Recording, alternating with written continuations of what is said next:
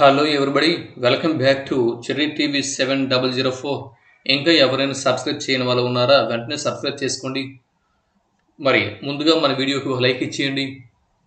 సరే, ఇప్పుడు విద్యా దృక్పథాలు సెకండ్ వీడియోలోకి వెళ్ళిపోదాం.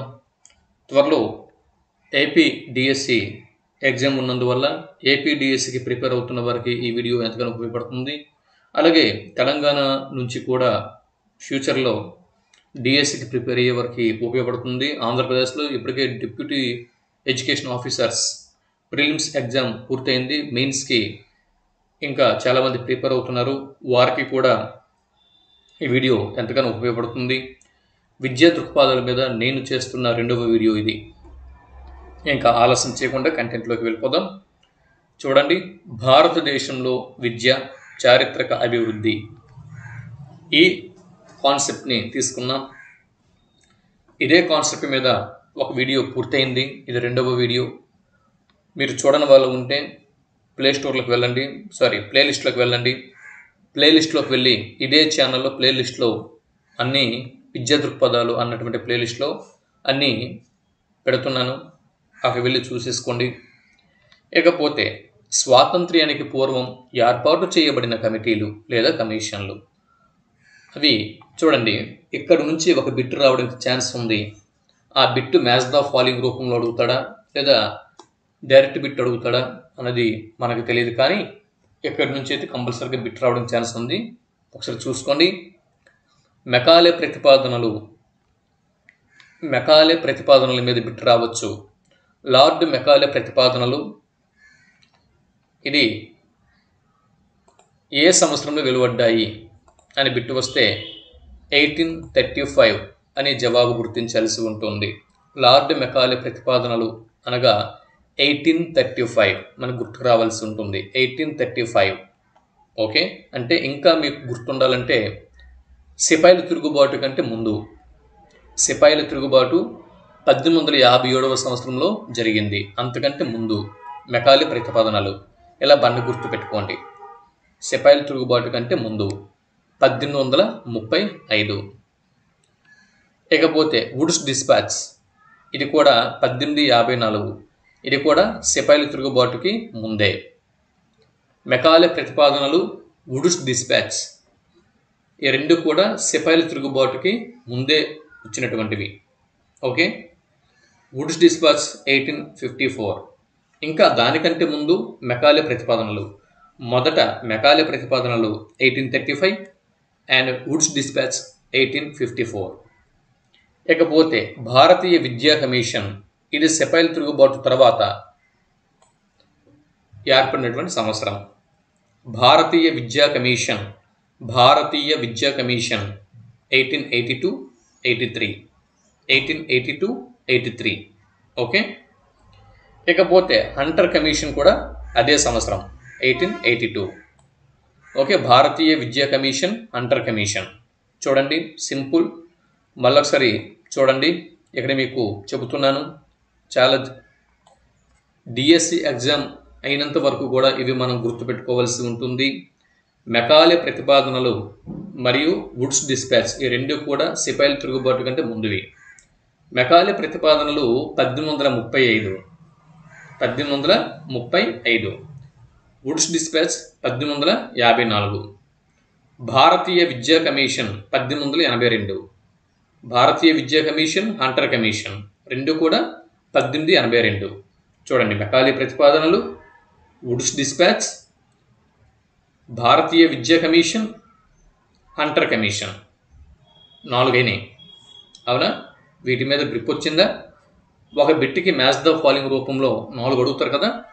ఇప్పుడు ఈ 4 వచ్చాయి అనుకుందాం. మెకాలే ప్రతిపాదనలు 1835. మెకాలే ప్రతిపాదనలు 1835. Woods dispatch 1854.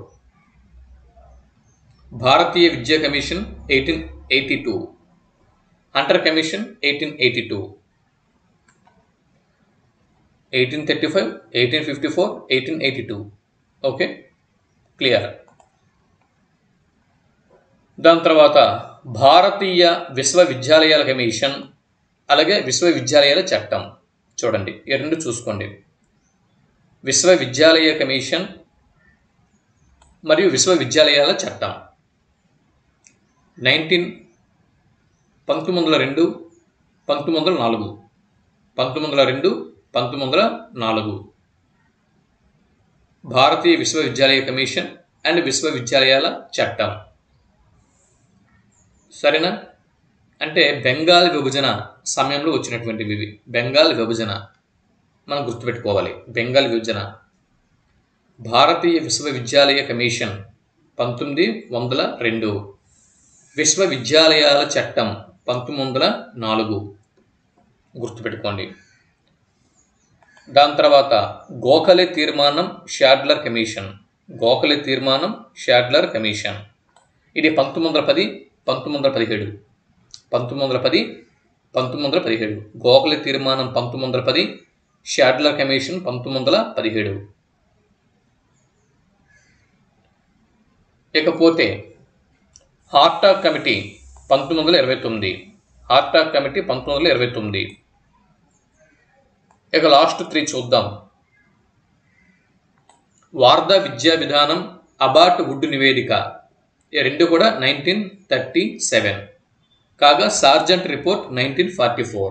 అంటే భారతదేశానికి స్వాతంత్రం 47లో వచ్చింది. దానికంటే ఒక 3 సంవత్సరాల ముందు సార్జెంట్ రిపోర్ట్ అనేది వచ్చింది. అంటే క్విట్ ఇండియా ఉద్యమం అని గుర్తుపెట్టుకోండి. సార్జెంట్ రిపోర్ట్, క్విట్ ఇండియా ఉద్యమం. క్విట్ ఇండియా ఉద్యమం 1942లో ప్రారంభమైంది. అవునా? క్విట్ ఇండియా ఉద్యమం సమయంలో, అంటే దరిదాపుల సమయంలో వచ్చినటువంటి report sergeant report. Sergeant report. Okay, ఇప్పుడు చూడండి ఒకసారి. సిపాయిల తిరుగుబాటు కంటే ముందు లార్డ్ మెకాలే మరియు వుడ్స్ డిస్పాచ్, మెకాలే ప్రతిపాదనలు మరియు వుడ్స్ డిస్పాచ్, ఈ రెండు కూడా సిపాయిల తిరుగుబాటు కంటే ముందు. ఇక సిపాయిల తిరుగుబాటు తర్వాత 1882వ సంవత్సరం, 1882వ సంవత్సరం భారతీయ విద్యా కమిషన్, హంటర్ కమిషన్. ఇక్కడతో 19th సెంచరీ పూర్తయిపోయింది. 19th సెంచరీ అక్కడతో పూర్తయింది. ఇప్పుడు 20th సెంచరీ. 20th సెంచరీ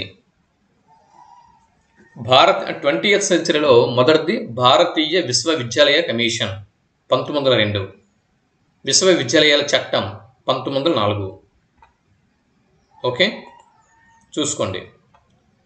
1900 ప్రారంభమైన తర్వాత 1902 1904 అంటే 20వ శతాబ్దం. 20వ శతాబ్దంలో ప్రారంభంలో 1902వ సంవత్సరంలో భారతీయ విశ్వవిద్యాలయాల కమిషన్, విశ్వవిద్యాలయాల చట్టం రెండు వచ్చాయి. ఇకపోతే 1910 1917, 1910లో గోఖలే తీర్మానం వచ్చింది. 1910 గోఖలే తీర్మానం. Okay, Sadler commission 1917, Sadler commission 1917. అలాగే హార్టాగ్ కమిటీ 1929. ఇవి గుర్తుపెట్టుకోండి. ఇక అన్నిటికంటే మోస్ట్ ఇంపార్టెంట్ ఇది వార్ధా విద్యా విధానం. వార్ధా విద్యా విధానం 1937. అలాగే క్విట్ ఇండియా ఉద్యమం కాలంలో 1944లో వచ్చింది సార్జెంట్ రిపోర్ట్. వీటి మధ్య వచ్చింది, రెండింటికి మధ్య వచ్చింది అబాట్ వుడ్ నివేదిక 1937. అంటే వార్ధా విద్యా విధానంతో పాటు అబాట్ వుడ్ నివేదిక అదే సంవత్సరం వచ్చింది. ఓకే, ఇది డిఎస్సి ఎగ్జామ్కి వెళ్ళినంత వరకు మళ్ళీ చదువుకోండి. ఇకపోతే బిట్ నెంబర్ 1 మీరు చూస్తున్నారు చెర్రీ టీవీ 7004. ఇంకా సబ్స్క్రైబ్ చేసుకున్న వారు ఉంటే సబ్స్క్రైబ్ చేసుకోండి. దయచేసి ఈ వీడియోని వైరల్ చేయండి, మీ మిత్రులకి షేర్ చేయండి, వివిధ వాట్సాప్ గ్రూపుల్లో దీన్ని పోస్ట్ చేయండి.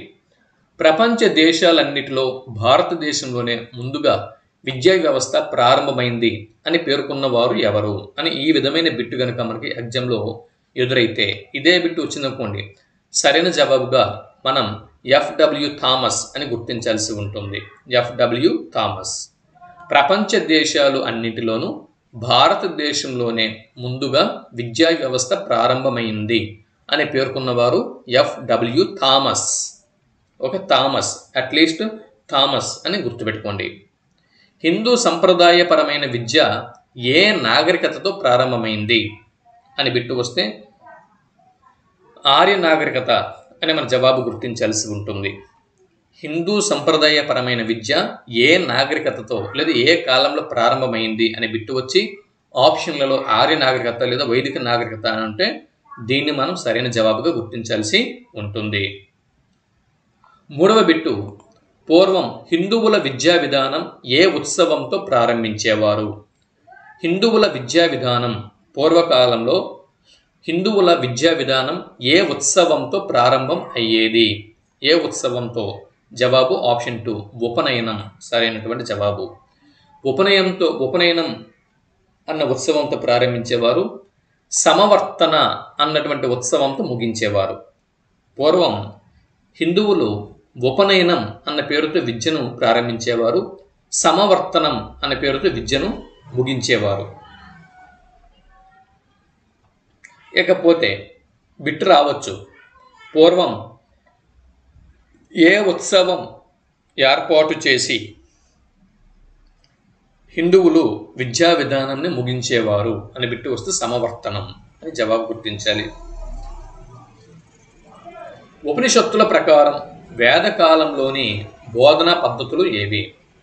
ఉపనిషత్తుల ప్రకారం వేదకాలంలోని బోధనా పద్ధతులు జవాబు శ్రవణం, మననం, నిధిధ్యాసనం. ఉపనిషత్తులు ప్రకారం చూడండి, వేటి ప్రకారం అండి? ఉపనిషత్తుల ప్రకారం. ఉపనిషత్తుల ప్రకారం వేదకాలంలోని బోధనా పద్ధతులు, వేదకాలంలోని బోధనా పద్ధతులు శ్రవణం, మననం, నిధిధ్యాసనం. ఇకపోతే ఐదవ బిట్టు, ఆంగ్ల విద్య నవీన విజ్ఞానానికి తాళం చెవి లాంటిది. ఆంగ్ల విద్య నవీన విజ్ఞానానికి తాళం చెవి లాంటిది అని పేర్కొన్నవారు ఎవరు? ఇదే బిట్టు కనుక మనకి ఎగ్జామ్లో ఎదురైతే లార్డ్ మెకాలే అని జవాబు గుర్తించాల్సి ఉంటుంది. ఆంగ్ల విద్య నవీన విజ్ఞానానికి తాళం చెవి ఓకే అని లార్డ్ మెకాలే పేర్కోవడం జరిగింది. ఇక ఆరో బిట్టు, ప్రధానమైన ఉద్యోగాల కోసం మహమ్మదీయులను తయారు చేయవచ్చు అన్న ఉద్దేశంతో 1781 సంవత్సరం 1781 ఏ ఉద్దేశం అండి? ప్రధానమైన ఉద్యోగాలకు మహమ్మదీయులను తయారు చేయవచ్చు. ప్రధానమైనటువంటి ఉద్యోగాలు ఏవైతే ఉన్నాయో ఈ ప్రధానమైన ఉద్యోగాలకు మహమ్మదీయులను తయారు చేయాలి అన్న ఉద్దేశంతో 1781లో కలకత్తా మద్రసాను స్థాపించిన వారు ఎవరు? ఇక్కడ బిట్టు మనకు రావచ్చు. కలకత్తా మద్రసాను ఎప్పుడు స్థాపించారు అని బిట్టు వస్తే 1781 సంవత్సరంలో. ఏ ఉద్దేశంతో? ప్రధానమైన ఉద్యోగులకు మహమ్మదీయులను తయారు చేయవచ్చు అని ఉద్దేశంతో. ఎవరు ఏర్పాటు చేశారు అని బిట్టు వస్తే వారన్ హేస్టింగ్స్ అని జవాబు గుర్తించాల్సి ఉంటుంది. ఏడవ బిట్ని ఇప్పుడు మనం చూస్తున్నాం. బిట్ నెంబర్ 7, భారతదేశంలో ఆధునిక విద్యకు పితామహుడు అని ఎవరిని పేర్కొంటారు? వింటున్నారా? మీరు చూస్తున్నారు సుమన్ గురు. నో చెర్రీ టీవీ 7004. మీకు అందరికీ తెలుసు మనది ప్రధానమైన channel Suman Guru education YouTube channel. దానికి అనుబంధంగా ఈ ఛానల్ని కూడా మనం ప్రారంభించడం జరిగింది. భారతదేశంలో ఆధునిక విద్యకు పితామహుడు అని ఎవరిని పేర్కొంటారు? చెప్పండి, ఇక్కడ ఉంది కదా, ఇంకేం చెప్తారు మీరు? జవాబు చార్లెస్ గ్రాంట్ సరైనటువంటి జవాబు. ఆధునిక విద్యకు భారతదేశంలో ఆధునిక విద్యకు పితామహుడు చార్లెస్ గ్రాంట్. బిట్ నెంబర్ 8, 8వ బిట్ని ఇప్పుడు మనం చూస్తున్నాం. భారతీయ విద్యా చరిత్రలో ఒక మైలురాయి వంటిది అని ఎవరి తీర్మానంని పేర్కొంటారు? బిట్ మరోసారి, భారతీయ విద్యా చరిత్రలో. వింటున్నారండి? భారతీయ విద్యా చరిత్రలో ఒక మైలురాయి వంటిది అని ఎవరి తీర్మానాన్ని పేర్కొంటున్నారు? ఇది ఎవరి తీర్మానాన్ని పేర్కొంటారు? డిఎస్సికి ఇది ఇంపార్టెంట్ అది ఇంపార్టెంట్ అని లేకుండా ప్రతిదీ కూడా చదవండి, ప్రతిదీ కూడా ఇంపార్టెంటే. నిన్న ఏపీ టెట్ ఇటీవల కాలంలో జరుగుతున్నటువంటి ఏపీ టెట్ ఎగ్జామ్స్ మీకు ఉదాహరణ. ఏపీ టెట్టే ఆ స్థాయిలో ఉంది అంటే ఇక డిఎస్సి ఏ స్థాయిలో ఉంటుందో ఒకసారి ఆలోచించండి. కంప్లీట్గా ఎగ్జామ్ ప్యాటర్న్ అనేది మారిపోయింది. మ్యాచ్ ద ఫాలోయింగ్లో రూపంలోను, అలాగే పెద్ద పెద్ద ప్యాసేజ్ల రూపంలోనే ప్రశ్నలు జవాబులు అడుగుతున్నారు. సో ప్రశ్నాపత్రం ఎలాగొచ్చినా కూడా మనం చక్కగా ర్యాంక్లో ముందు ఉండాలంటే ముందు ఈ ప్రాథమిక అంశాల పట్ల మనకు ఒక అవగాహన అనేది ఉండాలి. సో ఇప్పుడు చెప్పండి, భారతీయ విద్యా చరిత్రలో ఒక మైలురాయి వంటిది అని ఎవరి తీర్మానంని పేర్కొంటారు అని బిట్టు వస్తే లార్డ్ మెకాలే తీర్మానం అని జవాబు గుర్తించాల్సి ఉంటుంది. ఇకపోతే 9వ బిట్ని ఇప్పుడు మనం చూస్తున్నాం. బిట్ నెంబర్ 9, కలకత్తా విశ్వవిద్యాలయ కమిషన్కు గల మరో పేరు ఏమిటి? కలకత్తా విశ్వవిద్యాలయ కమిషన్, కలకత్తా విశ్వవిద్యాలయ కమిషన్, దీనికి గల మరో పేరు ఏమిటి?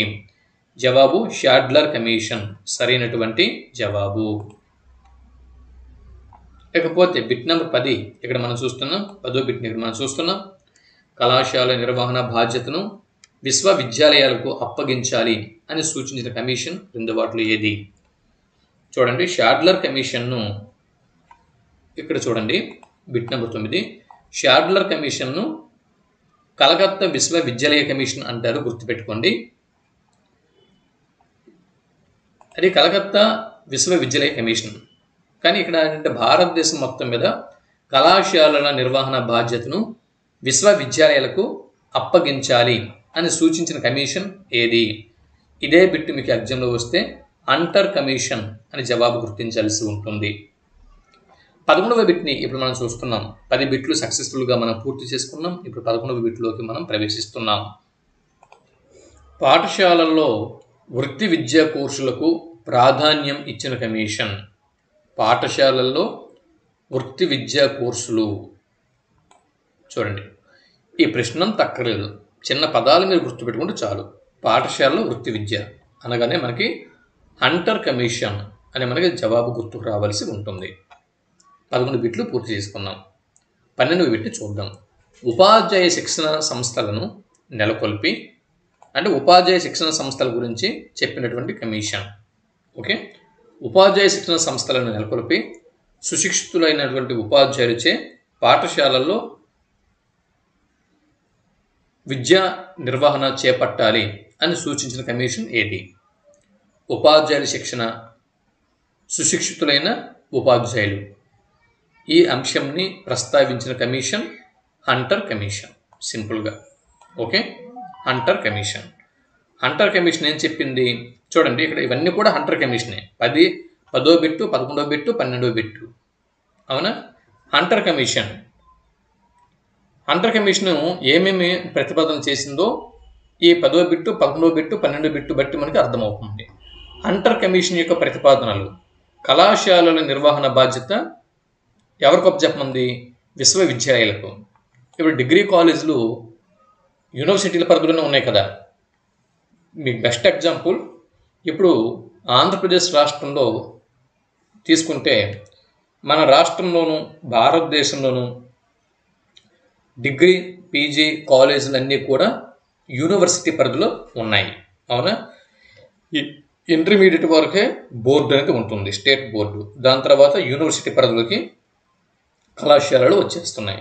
కాబట్టి కళాశాలలన్నీ కూడా విశ్వవిద్యాలయాలు ఆధీనంలో ఉండాలి అని సూచించిన కమిషన్ హంటర్ కమిషన్.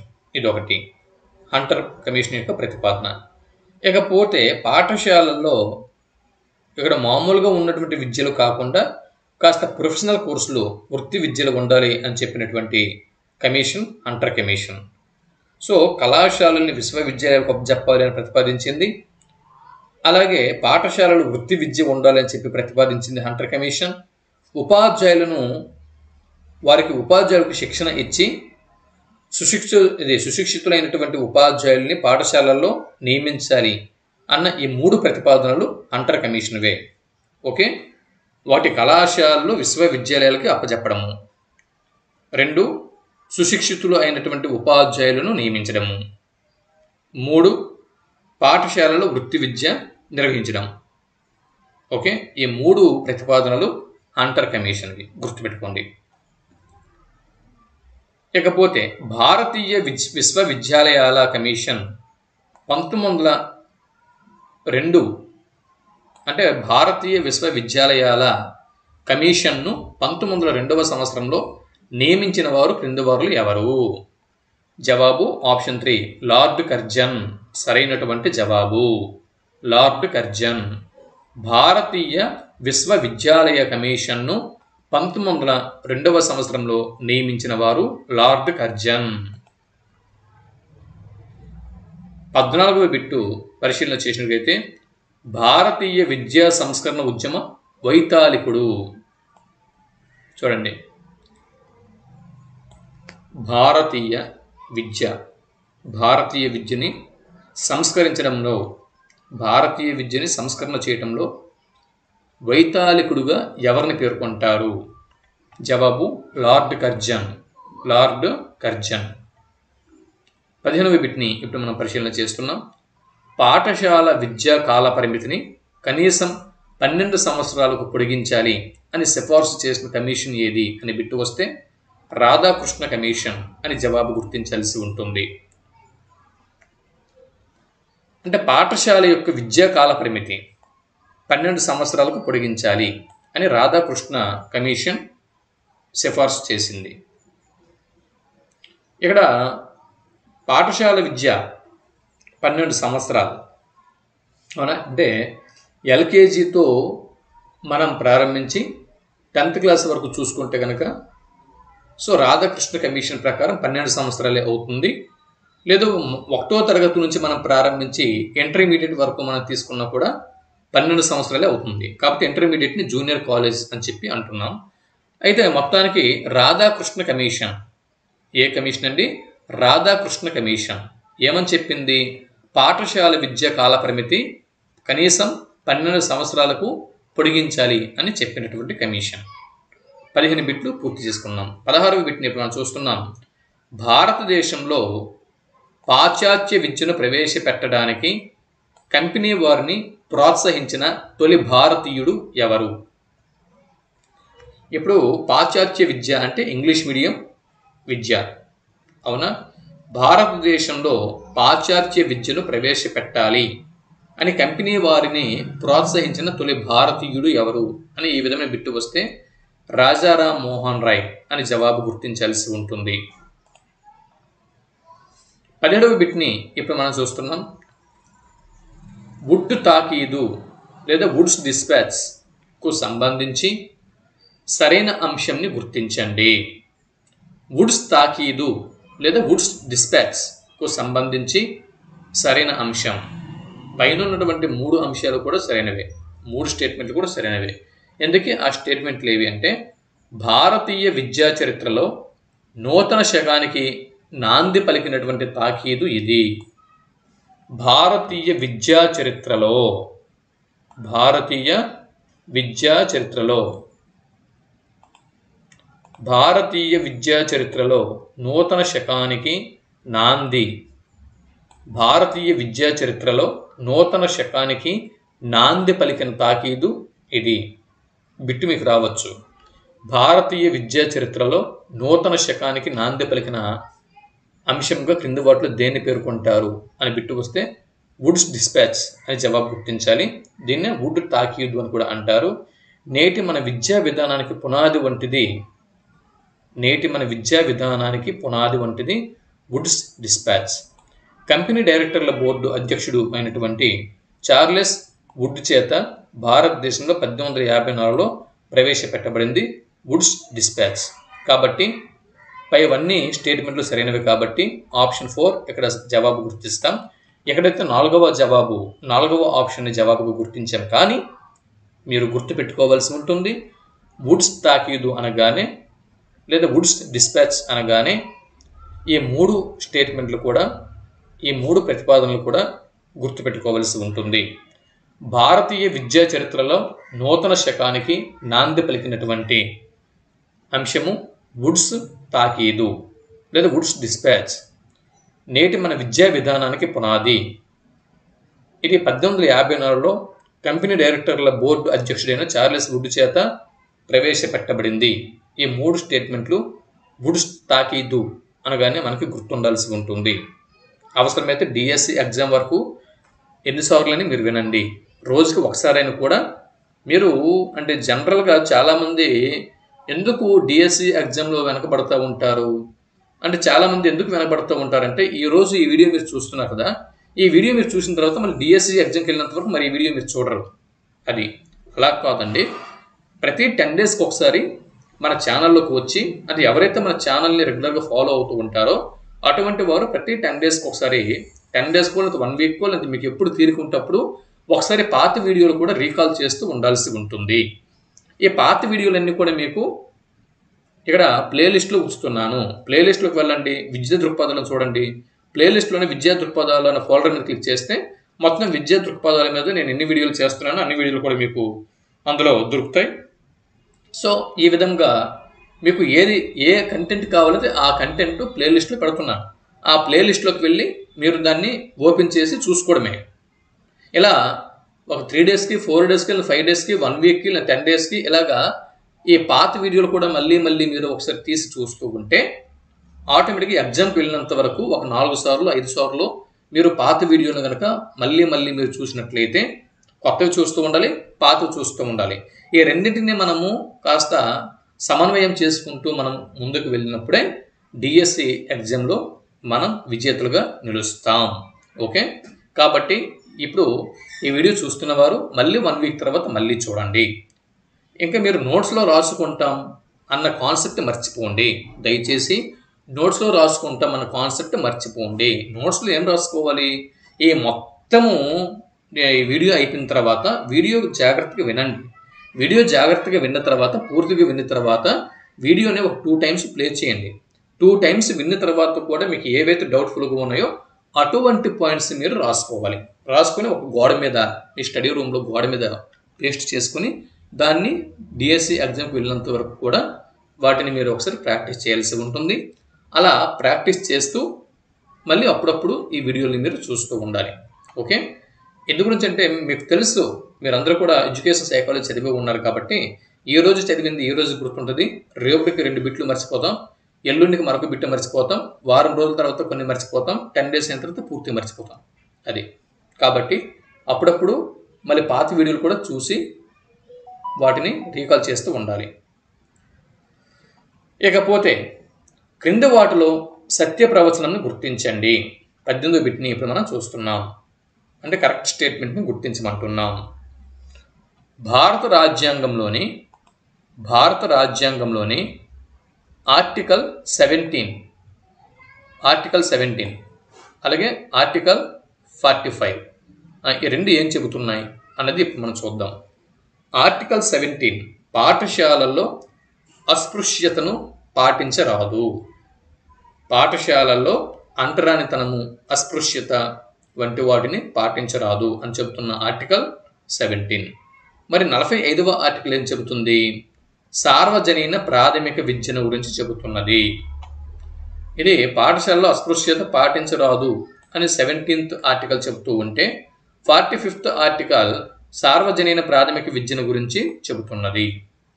ఓకే, కాబట్టి ఆప్షన్ 3 సరైనటువంటి జవాబు. 19వ బిట్ని ఇప్పుడు మనం చూస్తున్నాం. Bit number 19. ఇలాగా మీకు మ్యాచ్ ద ఫాలోయింగ్ రూపంలో అడగొచ్చు. మీకు అందరికీ తెలుసు, కానీ మళ్ళీ ఒకసారి గుర్తుపెట్టుకోండి. మొదలయ్యార్ కమిషన్, దీన్ని సెకండరీ విద్యా కమిషన్ అని చెప్పి అంటారు. ఇది 1952-53లో ఏర్పడింది. అవునా? దాని తర్వాత కొఠారి కమిషన్ ఏదైతే ఉందో ఈ కొఠారి కమిషన్ 1964-66లో ఏర్పడింది. హన్స్ మెహతా కమిటీ 1962 అంటే చైనాతో యుద్ధం. ఓకే, 1962 చైనాతో యుద్ధం గుర్తుపెట్టుకోండి. చైనాతో యుద్ధం సమయంలో హన్స్ మెహతా కమిటీ ఏర్పడింది అదే సంవత్సరం. సో హన్స్ మెహతా కమిటీ తర్వాత కొఠారి కమిషన్ ఏర్పాటు అయ్యింది. ఇక విద్యా హక్కు చట్టం 2009. విద్యా హక్కు చట్టం 2009. ఓకే, ఇది కాబట్టి ఆప్షన్ 1 ఇక్కడ సరైనటువంటి జవాబు. బాగా చూసుకోండి ఒకసారి. మొదలయ్యార్ కమిషన్ 1952 ఇది మీకు గుర్తుంటుంది. కొఠారి కమిషన్ కూడా మీకు గుర్తుంటుంది 1964-66. అవునా? So Hansa Mehta committee 1962. విద్యా హక్కు చట్టం 2009. బిట్ నెంబర్ 20 బిట్ని మనం ఇప్పుడు చూస్తున్నాం. క్రింది వాటిలో సరైన ప్రవచనాన్ని గుర్తించండి. ఏంటి? మొదలయ్యార్ కమిషన్ను మాధ్యమిక విద్యా కమిషన్ అంటారు. ఇప్పుడే చెప్పాను కదా, సెకండరీ విద్యా కమిషన్ అని అంటారు. Okay, Mudaliar commission. Lakshmanaswami Mudaliar. Radhakrishnan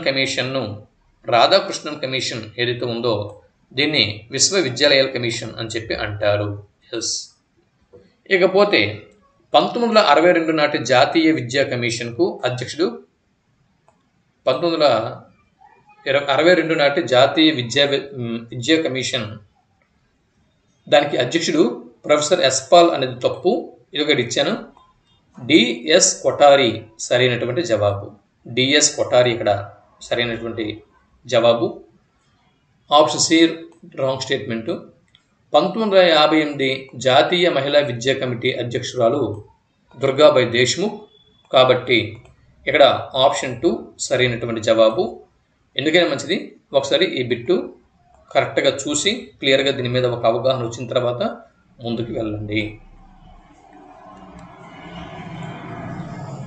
20వ bit చూడండి. మొదలయ్యార్ కమిషన్ దీన్ని మాధ్యమిక విద్యా కమిషన్ అంటారు.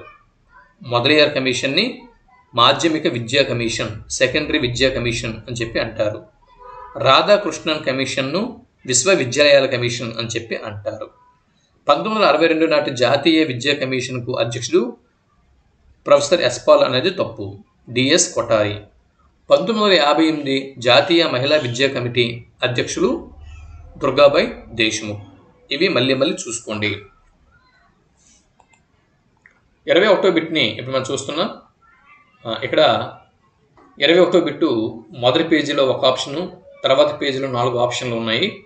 సో ఇవన్నీ కూడా ఒకే దగ్గర రాసుకోండి. మీరు ప్రింట్అవుట్ తీసుకున్న తర్వాత, ఓహో ఇది వీడియో కదా, ఓకే, ఎవరికైతే నేను పీడిఎఫ్లు ఇస్తున్నానో ఆ పీడిఎఫ్లు అందుకున్న వారు ప్రింట్అవుట్లు తీసుకున్న తర్వాత ఈ 4 కూడా ఈ మిగిలిన 3 ఆప్షన్లు కూడా దాని కిందే సెట్ చేసుకోండి. ఇక్కడ చాలా గ్యాప్ ఉంది కదా, ఈ గ్యాప్లో సెట్ చేసుకోండి. సో ఇది టైప్ చేసినప్పుడు కరెక్ట్గా టైప్ చేస్తుంది, డిటిపి చేస్తాము. ఇది పీడిఎఫ్ తీసేటప్పుడు ఇలాగా ఆటోమేటిక్గా తాను అడ్జస్ట్మెంట్ చేసుకుంటూ ఇలా తీసుకుంటూ ఉంటుంది. సో ఇలా అడ్జస్ట్మెంట్ తనంతరం తాను చేసుకునేటప్పుడు అది ప్రాబ్లం వస్తుంది. ఆపరేషన్ బ్లాక్ బోర్డ్ పథకానికి అధిక ప్రాధాన్యం ఇచ్చి ప్రారంభించిన విద్యా విధానం ఏది? అంటే ఏ విద్యా విధానంలో ఆపరేషన్ బ్లాక్ బోర్డ్ పథకానికి అధిక ప్రాధాన్యం ఇచ్చారు అన్నది బిట్టు. ఆపరేషన్ బ్లాక్ బోర్డ్ అనగానే మీకు గుర్తుకు రావాల్సినటువంటి విద్యా విధానం 1986 నాటి జాతీయ విద్యా విధానం అన్న విషయం గుర్తుకు రావాల్సి ఉంటుంది. ఇక 22వ బిట్ని ఇప్పుడు మనం చూస్తున్న బిట్ నెంబర్ 22. పిల్లల స్కూల్ బ్యాగులు పిల్లల యొక్క స్కూల్ బ్యాగుల బరువుపై సమీక్షకి ఏర్పాటు చేసిన కమిటీ లేదా కమిషన్ యశ్పాల్ కమిటీ. పిల్లల స్కూల్ బ్యాగులు బరువుపై సమీక్షించేందుకు ఏర్పాటు చేసిన కమిటీ లేదా కమిషన్ ఏది అని బిట్టు మీకు ఎగ్జామ్లో వస్తే యశ్పాల్ కమిటీ అని జవాబు గుర్తించాల్సి ఉంటుంది. పూర్వ ప్రాథమికోన్నత స్థాయిలో హోంవర్క్ స్కూల్ బ్యాగులు నిషేధించాలి అని సూచించిన కమిటీ లేదా కమిషన్ ఏది? ఏంటి? పూర్వ ప్రాథమిక అంటే ఎల్కేజీ నుంచి 5th క్లాస్ వరకు, ప్రాథమిక ఉన్నత అంటే 7th క్లాస్ వరకు. ఈ పూర్వ ప్రాథమిక ఉన్నత స్థాయిలలో హోంవర్క్లు మరియు స్కూల్ బ్యాగులు నిషేధించాలి అని సూచించిన కమిటీ లేదా కమిషన్ ఏది అని బిట్టు వస్తే యశ్పాల్ కమిటీ అని జవాబు గుర్తించాల్సి ఉంటుంది. 24వ బిట్టు గ్రామీణ విశ్వవిద్యాలయాలను స్థాపించాలి అని ప్రతిపాదించిన కమిటీ సెకండరీ విద్యా